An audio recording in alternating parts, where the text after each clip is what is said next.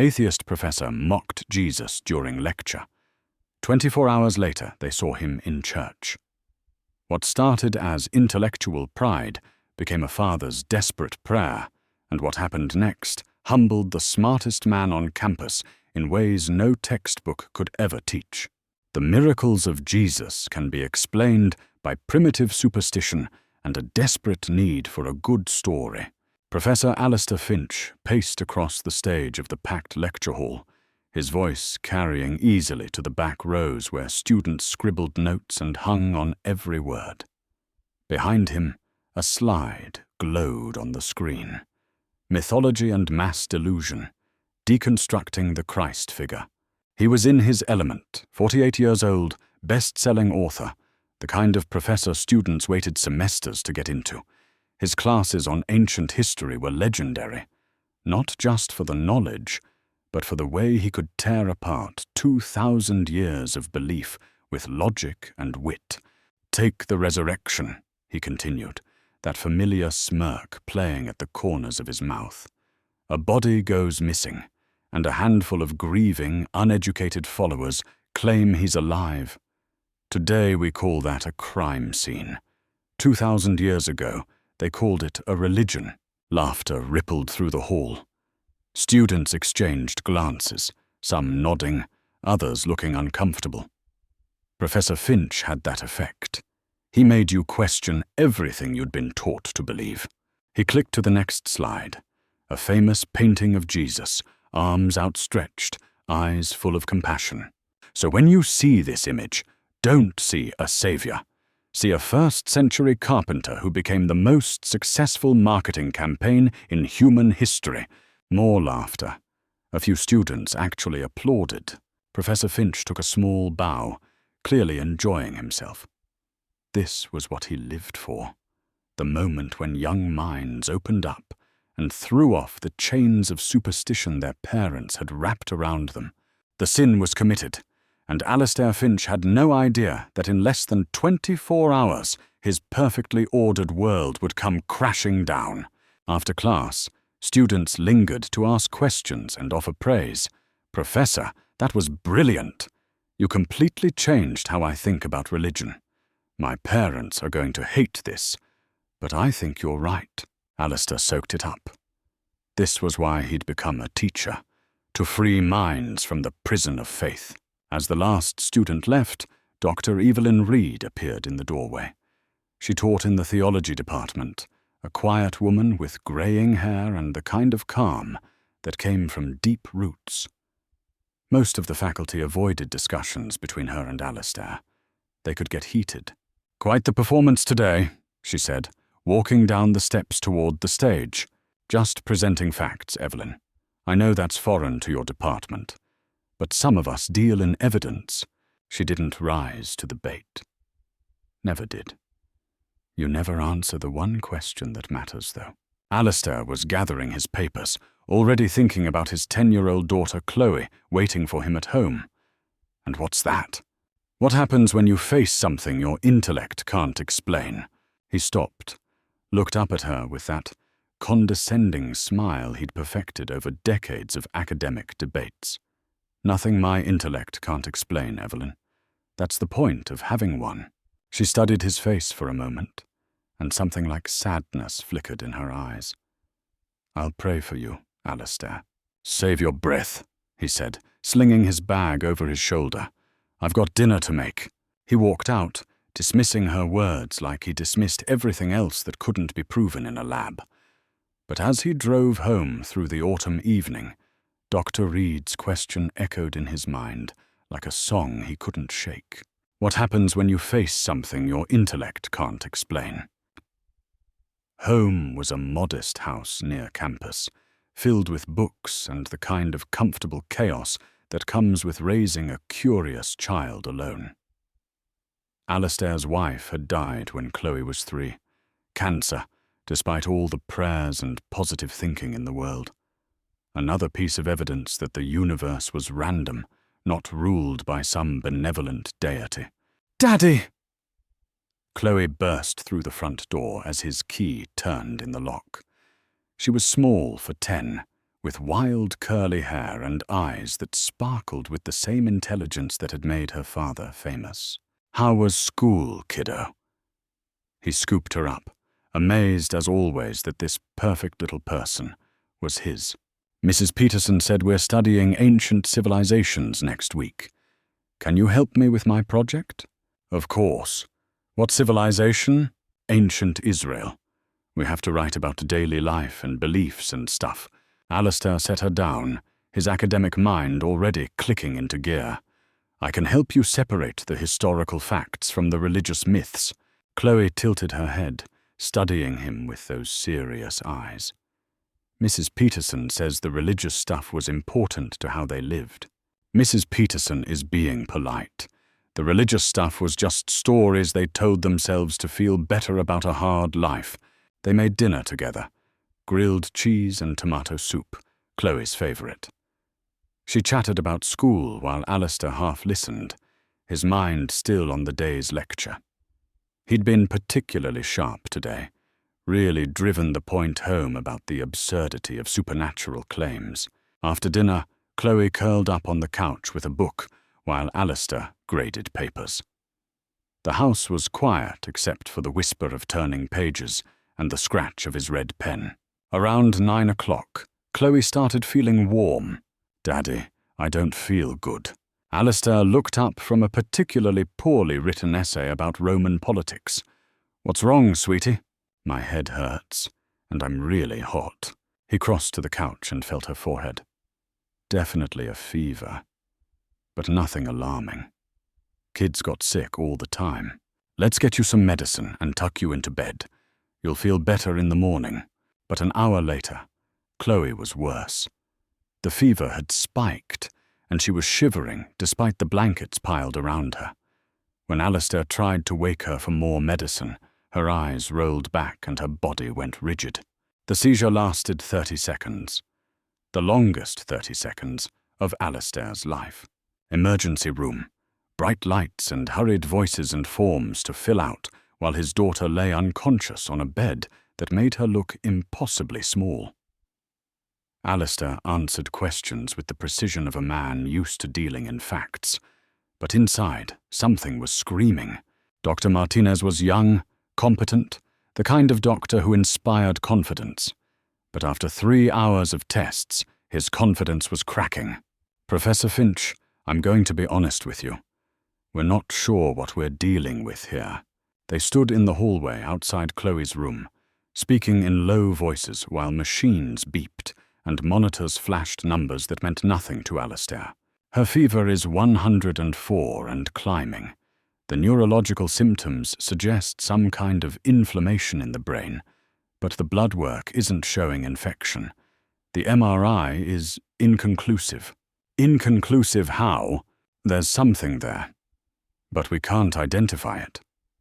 It's not a tumor, not a blood clot, not any pathology we recognize." Alistair felt the ground shifting beneath his feet. "So what do you do?" "We treat the symptoms and hope the tests give us more information. I've called in a specialist, but—" Dr. Martinez trailed off, the unfinished sentence hanging in the air like a threat. Alistair spent the night in the chair beside Chloe's bed, watching her small body fight something the best medical minds couldn't identify. Every few hours, a nurse would come in to check vitals, adjusting IV drips and noting numbers on charts that told them nothing useful. This was supposed to be simple. Kids got fevers. Medicine brought them down. Modern healthcare had solutions for everything. But Chloe just got worse. By 3 in the morning, Dr. Martinez pulled Alistair into the hallway again. His face was grave. "Professor, her condition is deteriorating. The fever isn't responding to treatment, and the neurological symptoms are progressing. We're doing everything we can, but—" He paused, choosing his words carefully. "You should call family. People you want here." The words hit Alistair like a physical blow. "Are you telling me she's dying?" "I'm telling you we don't know what we're fighting, and we're running out of options." Alistair stood in the fluorescent-lit hallway, watching doctors and nurses move with practiced efficiency between rooms full of broken people. His whole life, he'd had answers. Ask him about the fall of Rome or the religious practices of ancient Egypt, and he could lecture for hours. Ask him about anything in human history, and he could explain it, categorize it, make sense of it. But his daughter was dying, and all his knowledge was useless. He found himself walking towards the hospital chapel, not because he believed, but because he needed somewhere quiet to think. The chapel was small, non-denominational, with simple wooden pews and a plain cross on the wall. Alistair stood at the back, staring at that cross. 24 hours ago, he'd been mocking it in front of hundreds of students. Now it was just him and a piece of wood. And his daughter was dying in a room down the hall. "I don't know if you're there," he whispered to the empty room. His voice sounded strange, broken. "Everything I am says you're not. But I can't fix this." The words came out in a rush, like water breaking through a dam. "My mind, my reason, it's all useless. If you are real, and if you can do what I cannot, then she's yours. Just let her be okay. Please." It wasn't a prayer of faith. It was the desperate plea of a father who'd run out of everything else to try. He stood there for a few more minutes, feeling foolish and desperate and more alone than he'd ever felt in his life. Then he walked back to Chloe's room. The nurse at the desk looked up as he approached. "Professor Finch, your daughter's fever broke about 10 minutes ago. Dr. Martinez wants to see you." Alistair's heart stopped. He ran down the hallway, expecting the worst. But when he burst into Chloe's room, she was sitting up in bed, her eyes clear and bright. "Daddy!" She reached for him, and he gathered her into his arms, hardly daring to believe what he was seeing. Dr. Martinez appeared in the doorway, looking stunned. "Professor, I've never seen anything like it. Her temperature dropped to normal in a matter of minutes. The neurological symptoms have completely resolved. All her vitals are perfect." "How is that possible?" "I honestly don't know. Sometimes we see rapid recoveries, but this—" He shook his head. "This is beyond anything in my experience." Alistair held his daughter close, breathing in the smell of her hair, feeling her small heart beating strong and steady against his chest. "Daddy," she said softly, "it's okay." "A man was just here." Alistair pulled back to look at her face. "What man, sweetie?" Chloe smiled, that pure, uncomplicated smile of a child. "He was really kind. He sat right there on my bed and held my hand when I was scared." Alistair's blood went cold. What did he look like? He had nice eyes, and his hands were hurt. But he said they were all better now. He said his father heard you praying, and that I had to wake up. The room seemed to tilt around Alistair. His hands were hurt, like someone put holes in them, but he said not to worry because everything was fixed now. Chloe reached up and touched her father's face. "Why are you crying, Daddy?" Alistair couldn't speak, couldn't think. Everything he'd built his life on, logic, reason, empirical evidence, crumbled to dust in an instant. His daughter, who'd never set foot in a church, who knew nothing about Christian theology, had just described the wounds of crucifixion. Dr. Martinez was checking Chloe's chart, muttering about spontaneous recovery and 1 in a million cases. But Alistair knew better. His daughter had been visited by someone the medical team hadn't seen, someone who'd left no trace except a completely healed child and a father whose worldview lay in ruins around his feet. That night, they went home. Chloe fell asleep in her own bed, tired but completely healthy.